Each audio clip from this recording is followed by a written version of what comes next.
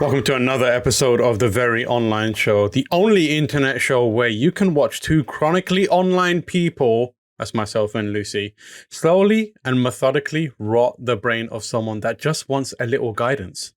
That person is Jeff Bacala, a man that, like an elderly person on the edge of a busy road, is just trying to find the safest moment to step out into the information superhighway and navigate it without ruining his life and the life of the people closest to him. How are you feeling, Jeff?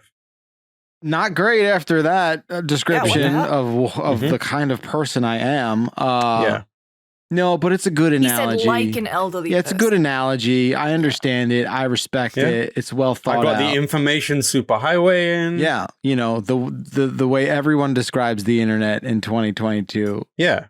Are Lucy and I there to help him do this safely? Or do we just want to see the frightened look in his eyes as if the many dangers speed by dangerously close, narrowly missing him, perhaps even skimming the skin off his cute little nose? Oh, that's not safe to cross yet. No. Oh. Don't incriminate me. Yeah. No, you're part of this. Do you have any candy? I used to have candy when I had teeth. This week, we're going to be talking about something that became the talk of the internet town, drawing ire from hundreds, if not thousands of people in an episode. Yeah. It's gone from a highway to a town. Don't worry about it. In this episode that I call The Clone Wars. This better not fucking be about Star Wars. Yeah, fucking Christ, dude. Oh. When I say Clone Wars, what do you think I'm referring to? I do think about Star Wars because that was a Star Wars thing. So, of course, my mind would go. That was a Star War. Yeah. I've written here. Lucy, can you read what I've written here, please? Jeffels answers probably says Star Wars or some such nerd shit. Okay. Was I wrong? No, you weren't wrong, but like, come on. I'm a nerd, sure, but like everyone would have said Star Wars. Everyone's a nerd. It's cool to be a nerd. Yeah, like being a nerd is like almost default. That's like the starting point at this point, right? Yeah. Yeah, exactly. Yeah. What was it? Like born naked and the rest is drag, born a nerd and the rest is posturing on the internet. Exactly. Well, nerds and Jeff, you are wrong. What? I'm actually referring to the recent arms race between social platforms in which they rapidly iterate on features to capture the attention span of fickle users like Lucy James and me. Good. But mostly Lucy James. Ooh. Yes, today we're going to fucking turn the camera back around on the subject and we're going to see who's the big loser amongst the three of us. I get it. Holding the black mirror up to fucking me. Doesn't feel good. Well, you know what? You fucking come for me, Jack. I didn't even write this episode, and I'm still coming for you. So have at it, Tam. And that, friends, is how you sow discontent amongst the friends group. It's just so easy. He's pulling all the strings, this puppet master. So how do these companies do this? Well, Jeff, by stealing, of course. Yeah. Okay. First, let's look at the update that launched 1,000 shitposts. You get it? Yay! I love that phrase. Pretty good. Instagram, a social network owned by Meta, the artist formerly known as Facebook, did a wee little update that the social network users called an app-destroying move.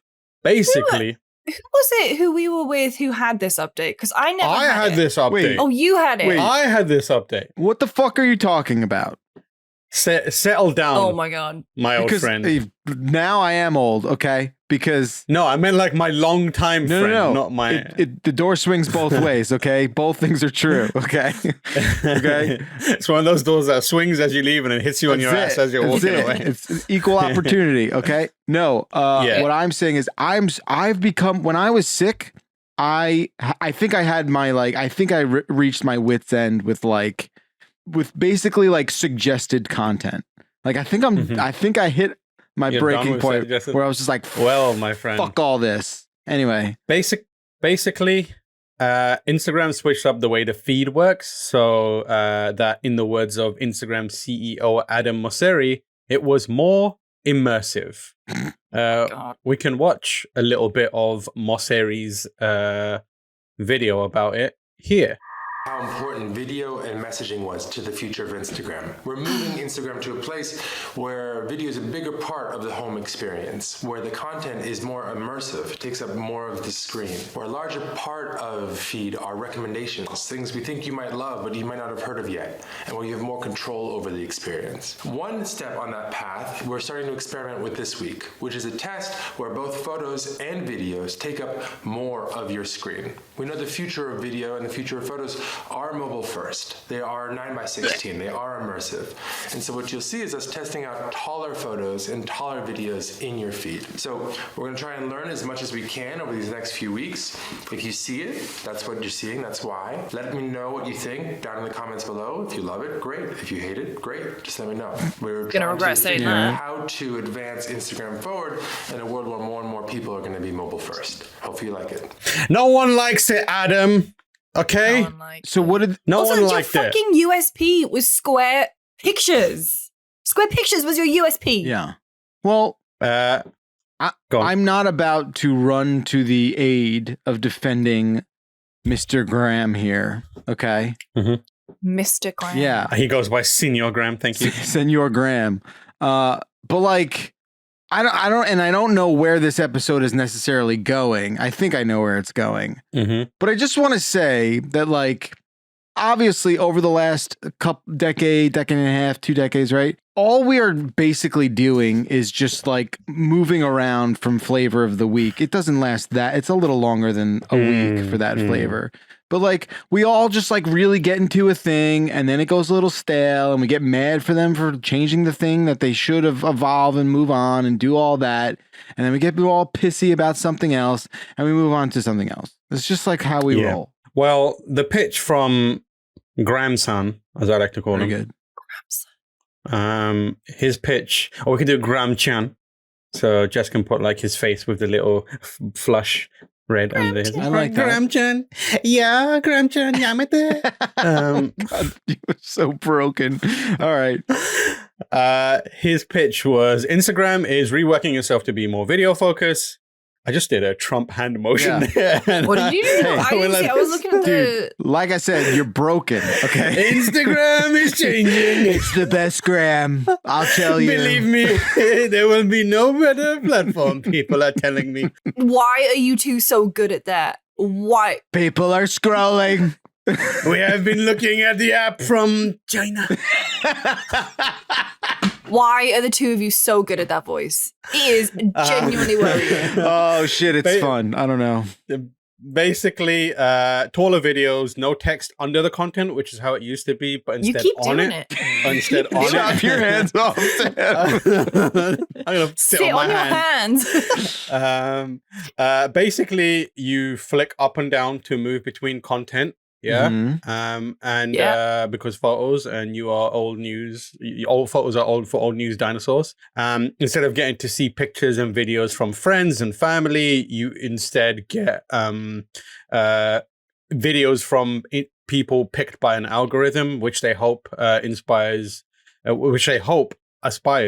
and to be a little more curated for you, personalized I'm already to you. fucking getting that. Half of my Instagram feed right now is like shitty people and influencers who I don't know. Yeah. So bigger videos, flicking up and down, algorithm that curates itself to you. Does that, Jeff, sound like any other app that you might know? Oh, it's like I genuinely sometimes don't know if I'm in Instagram or TikTok. So you're saying it is TikTok? Yeah, it's obviously that. Like this happens. Right again. It happens all the time. Lucy, read what I wrote there. Jeff uses all his brain power to say TikTok. Let's go. Half credit there, bud. I'm not sure fucking the entirety of my brain capacity was exhausted on that one. It was like the massive portion of his brain. He was like, it's down to 1 HP. Get away from the keycaps and figure what this is out. We've got to move resources fast. Yeah. God. We are the fastest at moving resources. This is the best. We're the best. I love you guys. We're the best. So I things. couldn't do that voice, so I can just chime in with a fucking Jar Jar. Yeah, but or a Kermit the Frog, you're like the Valley Girl fucking American accent thing is the best. I really think we should just get rid of Square. Like, who posts on the grid anymore? That's so fucking lame. She's We've right. gotta be doing Yes. stories. She's right. Listen to Lucy. Thank you. Look at my Valley girlfriend. She's right. Things reached their boiling point when Tati Bruning, who's a photographer on Instagram, and posts under the username Illuminati, which I like very much. Amazing. That's That's so great. good. That's all right. Also, their actual photography, very, very good. So seek them out. Posted an image with the text, "Make Instagram again. Ugh. Stop trying to be TikTok. I just want to see cute photos of my friends," which is pretty much exactly what everyone wanted. The post was picked up and shared by titans of Instagram, such as Kim Kardashian Who? and Kylie Jenner.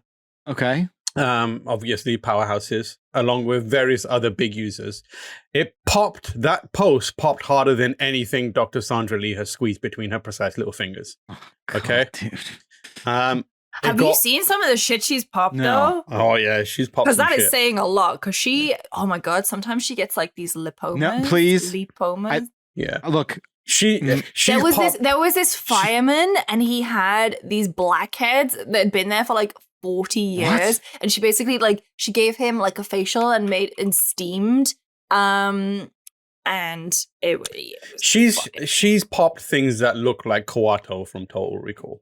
Can I see Kawato from Total Recall? oh, you guys, I thought we spoke privately about not bringing this element to the Very Online Show. Popping? Yeah. Look at that. Look at that. Okay. Look at That's that. from Total Recall. Oh no. Hang on. Go to the Trump one. Down. Where? Down. Oh no. No. Okay. Oh my god, look at the cosplay. Okay. That cosplay is very upsetting. That is really Oh, good. that is so gross. Okay. R/WTF. Okay. Yep, Very good. thank you. Very good. Hit the quota. Move on. So obviously that popped off. It got like 2 million likes, and eventually the backlash got to the real world where people are like protesting and shit. Oh, that's a Oh my worthy god. cause. Who has the It was- time it to was- protest Instagram? It was changes? actually like kind of folded into a protest about their shifting, I think, monetization and shopping policies, which was hurting people who make a living on Instagram. Okay, So like got folded into like Still, that kind some of stuff. touching corn has to be done there. Please. Yeah. So Porn. Yes. Do you mean Nope. what's that? No, we're- it's evolved. Yeah, it's evolved from grass. Grass is too common. In Is classic is this- American fashion, somehow it always works its way back to high fructose corn We're syrup. going back to corn because corn is the thing you really have to seek out. Whereas grass, everyone's got fucking grass. Yeah. Oh, relax there, Oh, what was Jonathan. That was corn. Yeah. Yeah, I know it was an That attempt was at corn. something. Yeah, Look. that wasn't corn. That was corn on the cob. which That is was not as good. choking on corn or something. Oh God. So what is the deal here? I mean, platforms are constantly making updates that are not liked. What's the different here? Well, this update was basically an act of desperation in the face of dwindling interest in Instagram, which should come as no surprise. And the strategy employed by Meta, aka Facebook, is one that it has successfully employed in the past to bounce back in situations like this. This time, however, people were very much not into it. So first things first, let's examine the why. realist. Yeah, you are. You never want to be quoting Azalea Banks. It's true. Yeah. No, Iggy Azalea. Iggy Azalea. I always get confused with Banks. So first things first, let's examine why they decided to take this action. In February 2022, Wall Street Journal reports, as you can see here, Facebook stocks plunge after profit declines. Gloomy outlook startles investors as steep spending cuts into tech giants' profits. 20% decline in profits. Fucking hell. And investors were very, very spooked by this. Decline in profit, that was like, decline in profit was much steeper than they expected, and it was a loss of around $232 billion. Which is frankly a fucking insane amount of money. It's a ridiculous amount of money. It's like no one should have that much money. Numerous countries don't have that much money. Meta stock was down, profitability was down, interest was down. So Sweet Baby Ray's ambassador, Mark Zuckerberg, decided he would respond and help his company and his employees bounce back by pulling a classic CEO move. He set difficult goals and made everyone fear for their jobs. There you go. Right. The mother of innovation.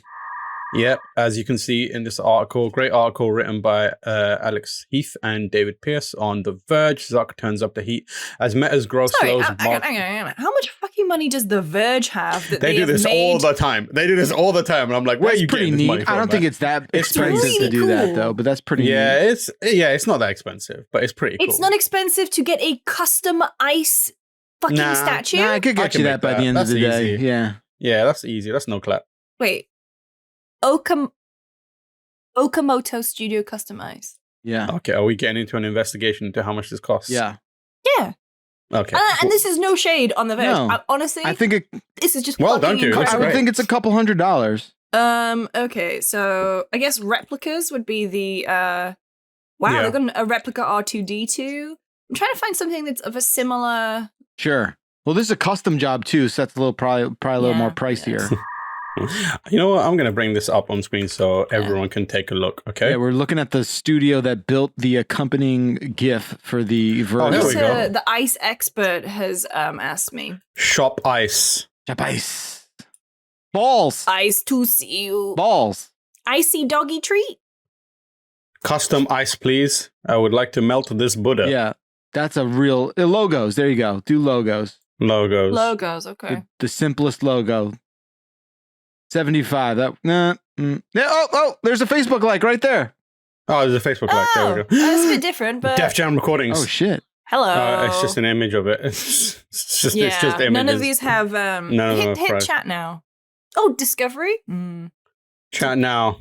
Oh no, I have to put an email in there. I don't want to put an email in there. Yeah. Jimmy Choo. Wow. This place gets this place is serious. Yeah. Yeah, they I'm really starting to think this wasn't a one-off. Yeah, this maybe they have a relationship. I feel like they know what they're doing. The Verge just calls them up. They're like, "Yeah, we're doing another think piece. Yeah, you need another ice melting thing. I got you, baby. Ice to see you." Yeah. So The Verge, as reported, the Sweet Baby Rayman said in the QA that realistically, this is what Sweet Baby Rayman, aka Mark Zuckerberg, said. Realistically, there are probably a bunch of people at this company who shouldn't be here. And part of my hope by raising expectations and having more aggressive goals and just kind of turning up the heat a little bit is that I think some of you might just say that this place isn't for you. And that self-selection is okay with me. That is the CEO of the company. Fucking unbelievable. It's absolute maniac. So basically, he's telling everyone. He said the quiet part out loud. But that's what he does all the time. Yeah, that's what he's famous for. He's a maniac. He's basically telling everyone that they needed to do better or get got. And naturally, that means a lot of meta platforms are feeling the heat. And according to Mosseri, who is CEO Instagram, as I like to call him, Mosseri-chan. Yep. He says, in a world where more of the friend content has gone from feed into stories and DMs, the Instagram feed needs to become more public with recommendations and such. So we've already read between the lines here and deduced that Instagram is getting its cheeks absolutely clapped by TikTok, which very quickly has become a social media behemoth. It's got a ridiculous amount of users, a ridiculous amount of creators, both small and big ones that are exclusive to the platform, and then mainstream celebrities. On top of that, it's basically algorithmically, scientifically, and psychologically evolving to ensure that it's always serving users exactly what they need to keep them engaged. So how do you compete against a social media platform that is crushing you? Well, the last time this happened, that social media platform was called, does anyone know? I do. When they copied, the last time they made a huge Control-C, Control-V was Instagram, the Snapchat stories. Mm-hmm. Yeah. Snapchat. Mm-hmm. So what did Meta do when Snapchat was threatening it? Or what did Facebook do? They nicked all its features. So, But did they nick the fucking Snapchat glasses? No, even they knew this wasn't worth copying. It's not worth it. Yeah. So there was a time when Snapchat was TikTok. It was full of creators and celebrities. The youths were all at it, and people did not care about any other social network. It was like 3 years. Yeah. On Snapchat, you could look at pictures, videos, message people, and have pretty much anything else you wanted to in an online space. The problem Facebook and Zuckerberg faced is something that was actually discussed by Harvard business professor Clayton Christensen, and it's called the Innovators Dilemma. Oh, maybe this is a way more academic way of trying to explain the thing that I said at the top of the show. Control-C, Control-V. Yeah. So I kind of want to tell people why this is happening from an academic and also business perspective, so they can identify it a bit better and hopefully like realize what's really going on, because it is insidious. The Innovator's Dilemma is basically the idea that large companies can do everything correctly and still fail. And that happens because these companies, especially in tech, become focused on sustaining technologies. That's basically make the thing that they have on their platform better so they can hold their place in the market. That's what Facebook was. It came out of nowhere, it became big, and then it pivoted into being a big company and a sustaining technology. The problem sustaining technologies have is that companies rock up with something called disruptive technologies, which are the kryptonite to sustaining technologies. They are basically companies that have technologies that are built smaller, cheaper, and generally compared to the sustaining technologies like Facebook, they are shit in performance and they're basically like cobbled together. The thing about them is they introduce something new that fills a gap that these other big companies haven't been able to. These sustaining technologies, because of the scale that they operate at and what they do, they're incapable of doing that. And that's what Snapchat was. It came along and it was like, it did something that it did a bunch of things that Facebook was not able to do. So Snapchat shows up with some cool ideas. Send nudes easily. Yeah, exactly. Send nudes safely. Compared to Facebook, it was shite, but people found enough unique things in there to get on board. In turn, Snapchat started iterating. It started getting better, and it started nibbling away at the market and mindshare. It became the hip and cool social network. At this point, Zuckerberg faces that innovator's dilemma, which he solves by which is often solved by bigger companies being able to spot a new kind of technology and then developing things that they can compete with. Basically, adding disruptive technology development arm to a sustaining technology company. So his plan was, or most companies' plans are, we'll skunk work teams, you come up with something cool that we can use to compete with this thing, and then we'll add it. That's what Zuckerberg did, basically. He set up a team to start making new apps. But more important to this story, he also started buying up other companies that he perceived as disruptive and a threat to him. Companies like Oculus Rift, WhatsApp, or more relevant to this episode, Instagram. So Instagram, you may not remember, it was originally completely of its own, and then Facebook purchased it. So when Snapchat started picking up steam, Zuckerberg rolled up with a $3 billion bag to acquire Snapchat. Snapchat CEO Evan Spiegel was like, nah, I'm good. So that is rare for it to happen because... Yeah, $3 billion. Yeah, for people who don't know, in Silicon Valley and in the tech space, that is the dream. Yeah, like that's what you do. Set up a small company, you spend a lot of time and effort putting this thing together that might not be amazing, but you do it in the hopes that a bigger company will come and give you a massive payout and acquire it. Correct me if I'm wrong. Didn't they buy Instagram for $1 billion? I can't remember how much it was, but I don't. How much did $1 billion? $1 billion. Yeah. So they rolled up with $3 billion, and the CEO was like, nah, I'm good. So in 2016, Zuckerberg outlined a strategy that boiled down to an informal slogan at Facebook that they still use. And that slogan is, don't be too proud to copy. It's just like the Snapchat guy's like, nah, I'm good. And then Zuckerberg just like puts on sunglasses. He goes, very well. Prepare to die. And it goes back to his minions. It's like, just copy him. Just copy him. Just evaporates. Yeah. From there, we got a version of Snapchat stories on Facebook, Messenger, and WhatsApp. Like Snapchat, these stories would vanish after a set time. Facebook also added non-permanent messages to Instagram.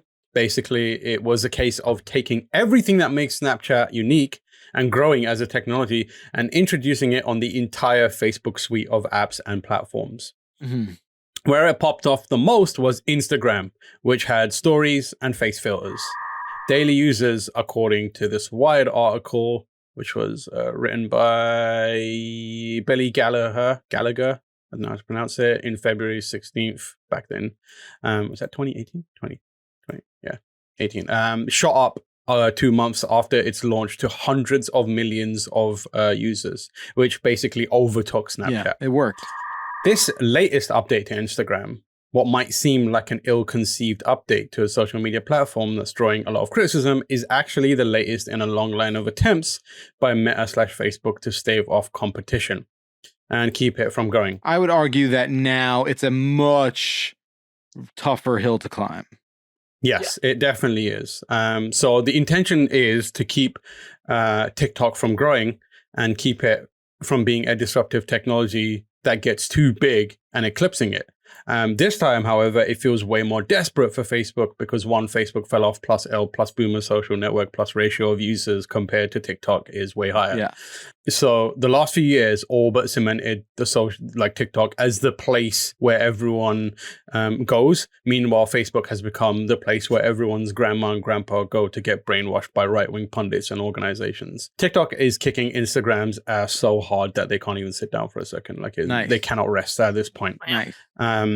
So Meta Facebook is doing everything it can to do what it did to Snapchat and rip off its features so that it can slow TikTok's growth and hopefully give itself enough time and space to drown it out in other ways. The problem is that the thing it's trying to copy, TikTok, is terrifying. Lucy and I are obviously self-confessed TikTok enjoyers.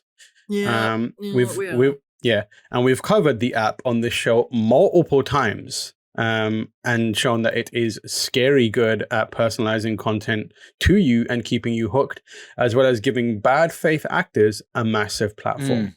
For example, right now, absolute shit muncher that you cannot escape from is Andrew Tate, better known as Andrew Taint.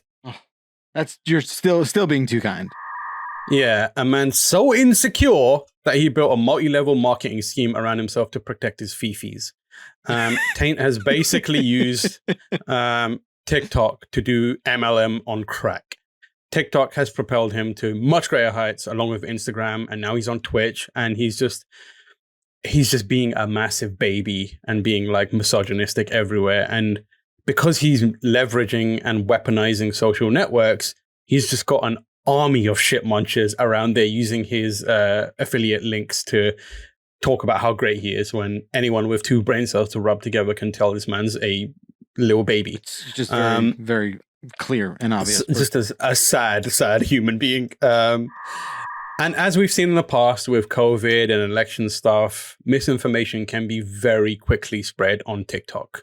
The scary thing is, if Facebook/Meta can figure out what makes TikTok tick and copy some of the same things that make it effective, they can combine that with their existing suite to create something new. So imagine their version of TikTok, which has their version of the TikTok algorithm, but also uses all the information you've been feeding Facebook and Meta for years now about your personal life, your friends, your day-to-day activities, your dating tendencies, because they have Facebook Dating, which was designed to combat the rise of Tinder, Bumble, and other places like that, and Marketplace, which it uses to sell stuff and buy stuff. Oh no, it's going to know all the furniture that I bought. Exactly. It's going to be that is a lot of information to give to for them to weaponize into an algorithm. So on July 28, 2022, CNN Business published an article reporting on Meta's financial performance. They noted a reported revenue of $28.8 billion for the 3 months ending June 1st, which is a 1% drop from the prior year's quarter.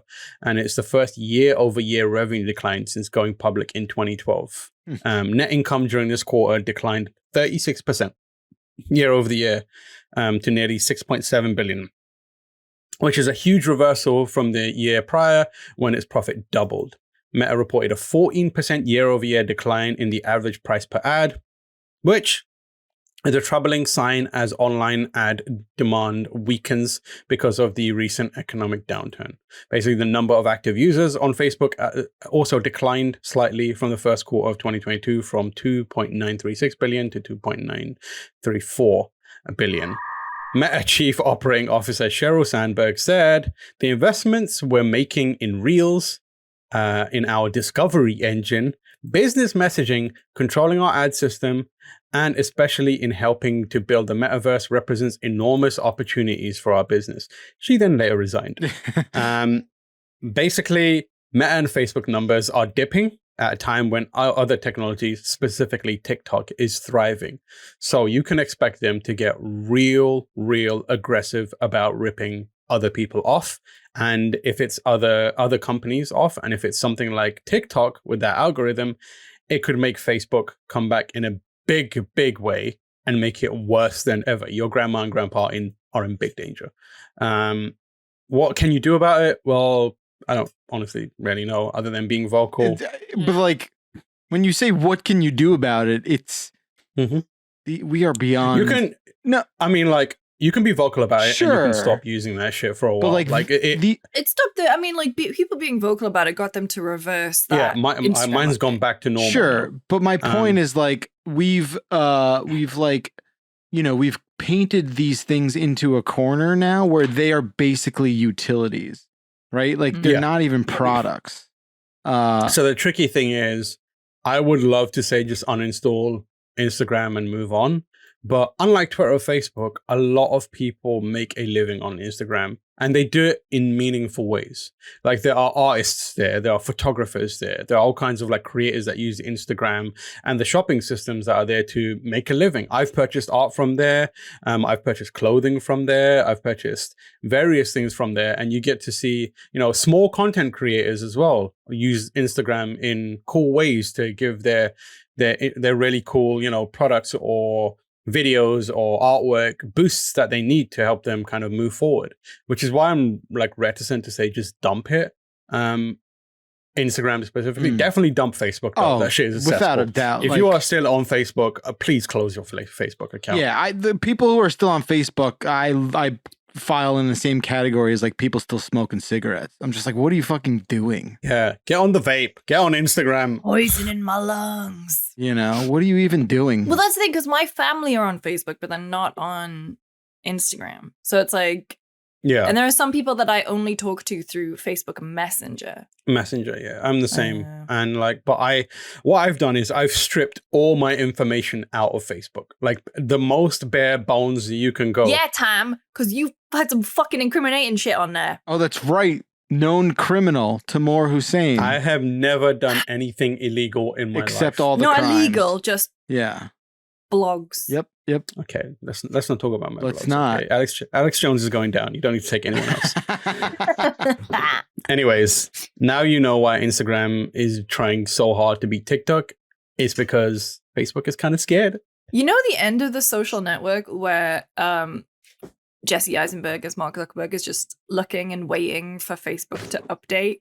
Do you imagine that's what he does now? But he's just like sat in bed, just on TikTok, just flicking why is through this it. so good? and then in the background, ding, ding, ding, ding, ding. Well, no, Tam, this is great, Tam, because you've left me not depressed. Really, I like that. Just goes to there's still time. Well, that just goes to show you, where the planet's dying, Jeff. No. Look, I'm talking about none of this matters. The little vacuum of episode 25 right here. That's what we're focused on. I originally had something that would have made you depressed, but then I thought I should do this Instagram thing because it's relevant, and I hate that Facebook does this. Yeah, and I just want people to be aware of, like, because you can have a moan and be like, oh, you're changing Instagram and this sucks, go back.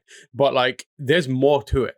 Like, you can think about it, and like, they are ripping off someone else, which is, I don't give a shit that they're ripping off TikTok. TikTok's a fucking $1 billion company. Yeah. With, it's fine. It's going to be fine. Who doesn't pay its creators? Yeah, I would love to take Facebook down. I'm not sure. I mean, I think Facebook, like, it is this behemoth though. Like, even these, we looked over their first decline in a decade sort of like statistics. And I mean, it's, I guess, maybe worrying slightly, but like, they're not going anywhere anytime soon.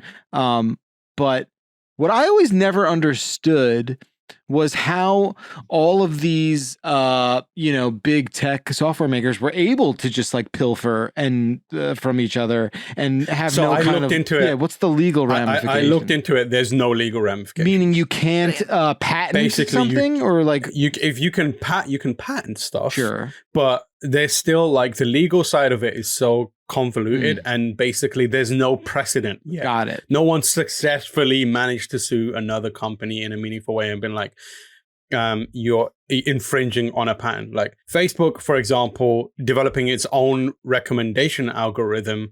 How are they going to argue in court? How is TikTok going to argue in court? Like, that's ours.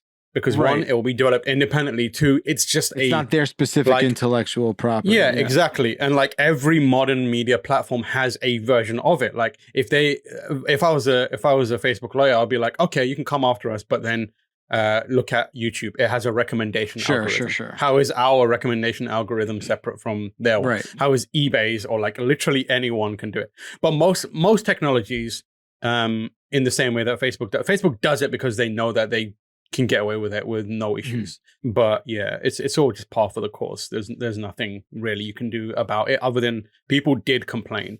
Like the best thing that you can do is get someone like Kim Kardashian to get upset about it. Like the people who are like, I mean, honestly, like that was it's like you can. There's pull. Yeah, it sounds weird, but they like the Kardashians, the Jenners have so much fucking power. Yeah, well, it's not it's them specific to Instagram. So every platform has a user that, or users or a group of users that have sway, where if they pull out and go somewhere else, they take a lot of people with them and it causes impacts on stock and perception. Like that's on a Twitter, like, sadly, Elon Musk has that clout, for example. Yeah.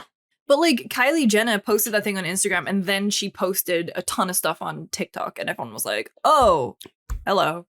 I would say though, the one instance where this didn't necessarily work, Mixer. Yeah.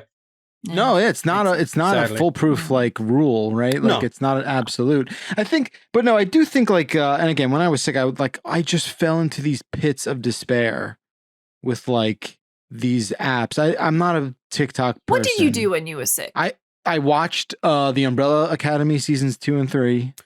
I watched a whole bunch of YouTube. And I would just like mind, because I was just like uncomfortable the whole time. So I was always like moving around and trying to like get comfortable. And I found myself in Instagram a lot. And I was just sort of like, this fucking thing is making me crazy, or it's like making me think I'm crazy because it's showing me shit that I have no interest in whatsoever. It's all stuff that like, it all seems like generated by fucking AI. Like none of it feels real. And that's what is truly depressing about this entire situation is like being on that app. And again, my mind was fucked up those couple of weeks, but like I didn't feel like a person. I felt like I was just sort of like being exposed to this sort of like laundry list of like, AI generated vomit where I just couldn't, it was very difficult and disorienting to be engaging with that app. And I've really tried to like minimize the amount of time I spend on it, which was never a great deal to begin with. But I mean, aside from just being a Twitter freak, I really don't know what else I can really like play safely on at this moment. So yeah, none of them really, but none of them. I'm trying to think. I got back more into Reddit. Sure. For my fucking sins. That is great. And awful. Yeah, I think Reddit's okay because a lot of that can be hyper curated, right? But like, what if I just got back into Tumblr? Yeah. What if I got back into Tumblr? Yeah. Getting there. It's not worth it. It's not worth it. Okay, just unfollow everyone on Twitter except me, and you'll have a great time. Yeah, the three of us, please. Don't be so fucking selfish, Tanny. Jesus. Only follow your friends. Yeah. Only follow your friends. Sorry, not unfollow your friends. My bad. Okay. Unfollow your friends. That's it. 2022 motto: unfollow your friends. No new friends. Thank you for watching another episode of The Very Online Show. Uninstall Facebook. Close your account. Jeff. What are you up to? Where can people find you? I'm up to a little bit of this, a little bit of that. Please go check out what are we calling this? Part 3 of Jeff's Bizarre Adventure, right? Oh, yeah. Very good stuff over there. Love doing that podcast with you both and John, Super Eye Patch Wolf. And on Twitter, where I guess I'll just die there. At Jeff Bacalar. Lucy? Twitter, Twitch, Lisa James Games, and please watch listen to Jeff's Bizarre Adventure, because we're up to Stardust Crusaders, and it is such a fun time. It is a good time. And I'm Tamor H on everything except TikTok, where I'm Demolition Tam. It's the right name for you. It's a good time. It's a good time. It's fantastic.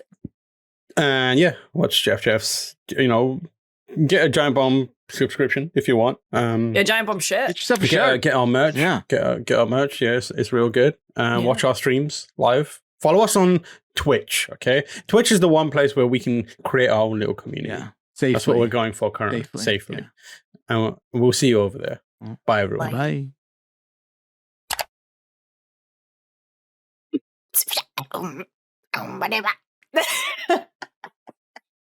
That was corn. Oh.